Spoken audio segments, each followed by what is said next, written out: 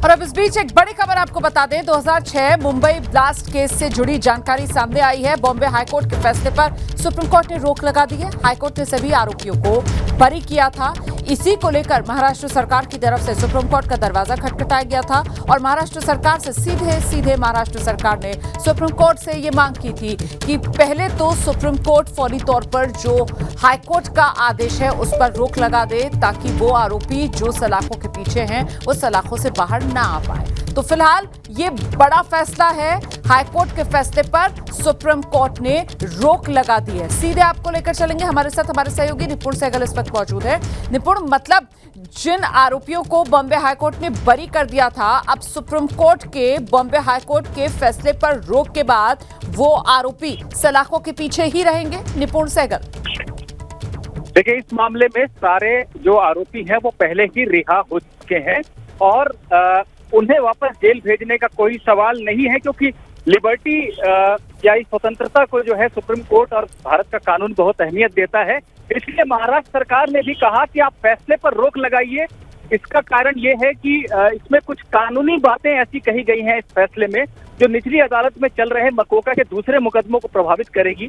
तो इसलिए इस आधार पर फैसले पर रोक लगाई गई है। लेकिन महाराष्ट्र सरकार ने साफ कहा कि रोक का अर्थ ये नहीं है कि हम चाहते हैं कि जेल भेज दिया जाए। सुप्रीम कोर्ट ऐसा नहीं करेगा, हम जानते हैं, इसलिए हम ऐसी मांग भी नहीं कर रहे हैं।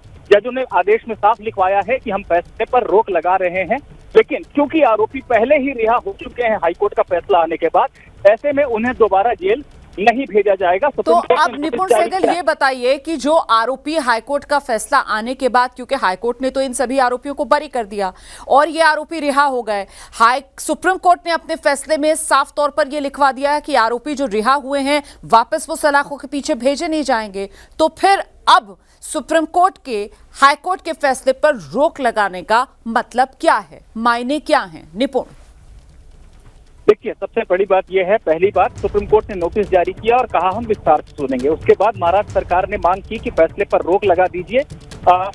आरोपी जो है सारे के सारे रिहा हो चुके हैं, तो ना तो आप उन्हें जेल भेजें, हम ऐसी मांग रख सकते हैं।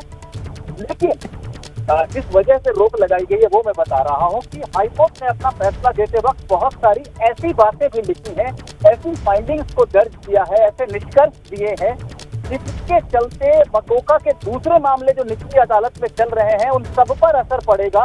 पुलिस ने जो बहुत सारे दूसरे मामलों की जांच कर रखी है, वहां पर सारे मामलों को प्रभावित करने वाला ये फैसला है। ये दलील दी सॉलिसिटर जनरल तुषार मेहता ने महाराष्ट्र सरकार की तरफ से और इस आधार पर रोक की मांग की। और रोक की मांग करते उन्होंने खुद कहा कि हम किसी को जेल दोबारा भेजने की मांग नहीं कर रहे हैं। सुप्रीम कोर्ट ने दर्ज कराया है कि हम फैसले पर रोक लगा रहे हैं क्योंकि उससे कानूनी बिंदुओं पर हमें विचार करना है, लेकिन किसी को भी दोबारा जेल नहीं भेजा जाएगा। अब ये मामला दोबारा सुनवाई के लिए कब आएगा निपुण?